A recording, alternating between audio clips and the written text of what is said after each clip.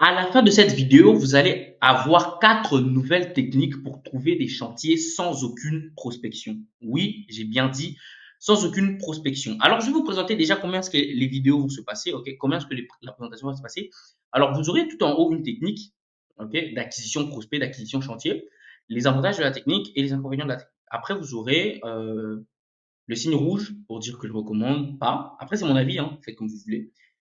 Jaune pour dire que je recommande moyennement et vert pour dire que voilà, on y go, on y va. Et c'est parti tout de suite avec la première technique qui est donc la sous-traitance. Ok. Alors, imaginez recevoir des chantiers sans démarcher, simplement en étant le sous-traitant d'un autre auto-entrepreneur ou d'un autre entrepreneur. Ok. Vous allez nouer des relations avec des entrepreneurs en besoin de renfort, de compétences ou voilà. Ok. Vous allez juste être sous-traité. Ok. Et ce que je suis en train de vous dire, c'est pas quelque chose que j'ai inventé, c'est pas quelque chose qui n'existe pas, c'est quelque chose qui, selon l'INSEE, aide 35% des entreprises du secteur de la construction, du secteur du bâtiment à avoir des chantiers. Et 35% des entreprises en fait de la construction travaillent comme ça, en fait, tout simplement. Mais allons maintenant dans le fond de la chose en parlant des avantages et des inconvénients. En avantage principal de la sous-traitance, vous avez le démarchage qui est fait. Ça veut dire que l'entrepreneur qui vous sous-traite fait le démarchage. Ça veut dire vous n'avez pas à penser à où est-ce que je vais trouver le client, nanana, comment ça va. Non, tout est fait. Le chantier, les chantiers sont ponctuels. Bon, je sais pas ça si c'est un avantage ou un inconvénient, mais si vous avez besoin de chantier, voilà, sur une certaine période, une courte durée, voilà, sur les mois, sur les 2 mois qui suivent, je veux un chantier, voilà, c'est assez facile comme ça. Moins de responsabilité administrative, vous faites pas les contrats, vous êtes pas dans tout ça, ok? C'est pas vous qui vous occupez de ça. Mais en inconvénient, on a des prix pas très satisfaisants. Voilà, une dépendance forte à l'entrepreneur et des délais imposés. Cette partie, c'est la partie qui étouffe la passion. Parce que si vous aimez vraiment travailler, vous aimez faire ça et que vous travaillez pour la passion, sachez que vous n'allez pas être très libre en termes de voilà de votre méthodologie, comment vous aimez travailler, votre ambiance. Mais après, bon, voilà quoi. Vous n'avez pas trop le choix si actuellement vous avez des soucis à trouver des chantiers. Vous aurez cette dépendance-là. Et vous avez une limitation de marge. Donc financièrement et sur le plan passion, c'est pas trop ça. On n'est pas trop dans l'épanouissement de ce qu'on fait. Du coup, moi, je recommande, on va dire, aller à 50%. Du coup, on est sur le signe jaune, donc c'est pas trop ça. Ok. Alors, passons. La deuxième option que je vais vous présenter maintenant, ça va être le partenariat. Ok. Alors, la question est la suivante. Et si vous pouviez multiplier les chantiers simplement en vous associant à des professionnels d'autres corps d'État? On va partir du principe que vous êtes électricien et un partenariat avec un plombier ou un peintre, ok, va vous permettre de travailler sur des chantiers beaucoup plus complets. Ok. Pensez à cette éventualité d'avoir la possibilité de gérer des chantiers beaucoup plus gros et beaucoup plus complets.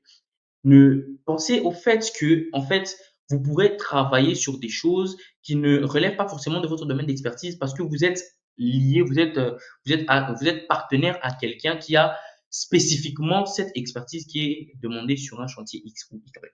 Alors, selon la FFB, la Fédération française du bâtiment, cette approche est courante pour assurer une offre complète de services. Ça paraît évident, mais voyons qu'en est-il des avantages et des inconvénients. Alors, vous avez directement accès au réseau du partenaire. Ça, c'est incroyablement puissant. Ça veut dire les anciens clients, les clients actuels ou même les futurs clients, ok, pourront éventuellement avoir besoin de vos services, en fait. Il y a une complémentarité de compétences avec votre partenaire. Il y a la capacité à gérer de plus gros chantiers, ce qui est synonyme aussi de, voilà, de plus gros chiffre d'affaires éventuellement. Alors, en inconvénient, on n'en a pas beaucoup, mais le poids des inconvénients est quand même considérable. On peut parler d'irrégularité de chantier. Ça veut dire que si vous comptez que sur cette stratégie-là, c'est-à-dire que lorsque votre partenaire n'aura pas besoin de vous, elle ne fera pas appel à vous, vous allez chômer. C'est aussi simple que ça. Et vous allez perdre en autonomie. Et ça, c'est quand même quelque chose de chaud. Alors moi, je recommande pas vraiment. Alors, la suite, ça va être donc les plateformes de devis. Grâce aux plateformes de devis, vous pouvez obtenir des demandes qualifiées directement sans démarcher ou prospecter. Ça, c'est quelque chose d'assez bien et d'assez puissant parce que voilà, aujourd'hui, les choses changent. Selon Xerfi, ok, Xerfi montre par une étude de données que les plateformes ont connu une augmentation significative d'usage. En des termes simples, qu'est-ce que ça veut dire? Ça veut simplement dire qu'au cours des dernières années, on a constaté que les gens utilisaient de plus en plus les plateformes de devis pour obtenir des devis. On a l'impression que les consommateurs ou les utilisateurs ou les prospects, j'ai envie de dire, ont de moins en moins confiance aux artisans directement. Ils préfèrent se fier à une entité intermédiaire pour leur envoyer différents devis Et de cette façon, ils peuvent même comparer les prix et comparer les expertises et les points de vue des artisans. Donc, cette stratégie est beaucoup plus favorable aux prospects qu'à vous, les entrepreneurs. Ok. En avantage principal, on a la simplification des démarches. Ça, c'est évident. Ok. Il y a une flexibilité incroyable, un gain de temps commercial parce que vous faites rien en termes de commerce, de process commercial. Vous n'appelez pas, vous ne prospectez pas, vous ne réservez pas de rendez-vous. Tout est géré en fait par la plateforme. Vous recevez un jour où le prospect semble être disponible pour voilà vous rencontrer ou éventuellement pour une pause de devis ou pour un entretien. Donc, en inconvénient, vous avez une concurrence accrue parce que voilà, vous n'êtes pas le seul artisan qui va proposer son devis à ce consommateur. Donc, le coût du lead est élevé par rapport à la garantie de résultat. La qualité des prospects est très très variable. Il n'y a aucune garantie d'avoir un prospect fiable et qualifié parce que parfois le prospect, vous pouvez être le premier artisan à contacter le prospect, à lui envoyer un devis, tout comme vous pouvez être le quatrième, le cinquième, le sixième ou le septième. Donc, dépendamment de votre rang dans son échelle de comparaison, la qualité du lead par rapport à ce que vous allez proposer va changer.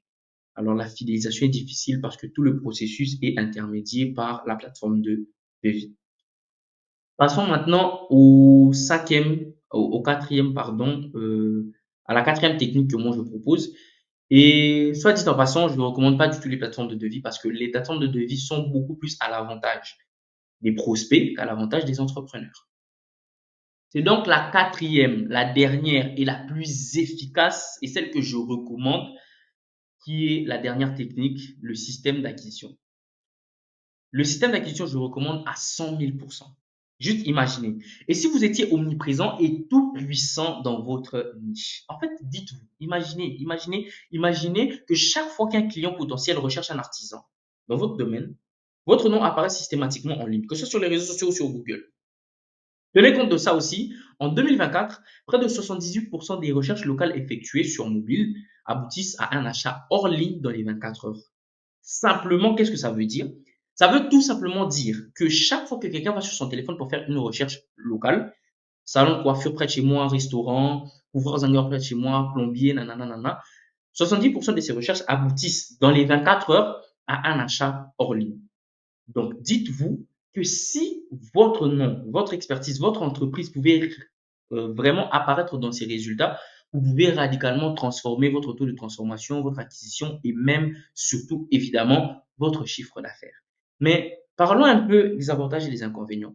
L'avantage, c'est que vous avez une autorité incroyable sur le secteur. Ça veut dire que la visibilité que le prospect aura de vous sera unique et particulière. Le lead sera ultra qualifié, mais surtout exclusif aussi. Parce que voilà, avec les plateformes de demande de devis, c'est le même lead qu'on envoie à tout le monde. Là, votre propre système vous emmène vos propres leads, vos propres prospects. Et la persuasion des leads se fait avant le devis. Ok.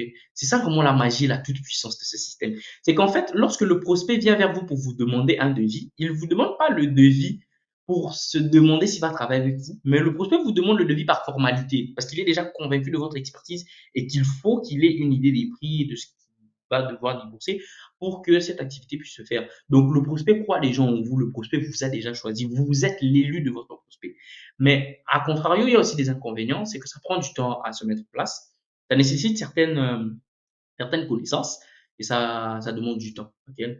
C'est un temps que vous avez peut-être pas, ce sont des connaissances que vous avez peut-être pas, et c'est là que moi j'interviens et que vous devriez certainement liker et vous abonner à cette chaîne YouTube. Vous devez vous abonner à cette chaîne YouTube et liker cette vidéo parce que vous allez commencer à avoir des tips, vous allez commencer à avoir des techniques, vous allez commencer à avoir du savoir pour comprendre comment mettre en place votre système d'acquisition. Mais pas que. Vous pouvez aussi nous écrire sur Instagram et découvrir des réponses personnalisées, réserver des appels, etc. C'est comme vous voulez, on est là pour vous et c'est notre raison d'être.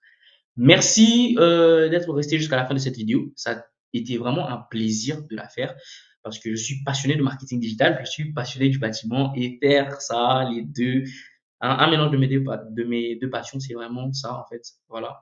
Donc, je vous dis à très bientôt pour une nouvelle vidéo et sur ce, restez connectés, abonnez-vous, likez et partagez la vidéo.